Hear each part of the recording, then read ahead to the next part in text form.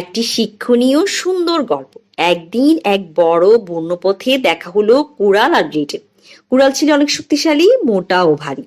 সে গর্ব করে বলল, আমি এক আঘাতে বিশাল গাছ ফেলে দিতে পারি, আমাকে কেউ হারাতে পারবে না। ছোট্ট পাতলা ব্লেড মৃদু হেসে বলল, তুমি খুবই শক্তিশালী, এতে সন্দেহ নেই, কিন্তু আমি এমন কিছু কাজ করি যেখানে তোমার শক্তি কোনো কাজে আসে না। কুড়াল অবাক হয়ে বলল, তুমি তুমি আবার কি করো এমন? ব্লেড তখন তাকে নিয়ে গেল এক নাপিতের দোকানে। সেখানে এক লোক আয়নার সামনে বসে আছে। ব্লেড দিয়ে সে সুন্দরভাবে দাড়ি কামিয়ে নিচ্ছে, একটু কষ্ট হচ্ছিল না।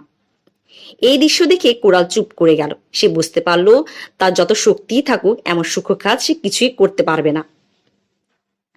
তখন ব্লেড বলল, দেখো বন্ধু, আমরা এক অপরের প্রতিযোগী নই, আমরা শুধু আলাদা কাজে দক্ষ। তুমি গাছ গাছ কাটো, আমি দাড়ি কাটি।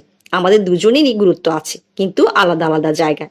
গল্পের নৈতিক জীবনে কেউ ছোট কেউ বড় হলেও প্রত্যেকেই নিজস্ব গুণ ও প্রয়োজনীয়তা থাকে। কেউ খুব শক্তিশালী, আবার কেউ খুব সূক্ষ্ম নিখুঁত। তাই কাউকে তুচ্ছ না করে সবাইকে সম্মান করতে শিখতে হবে, কারণ নিজের জায়গায় প্রত্যেকেই গুরুত্বপূর্ণ।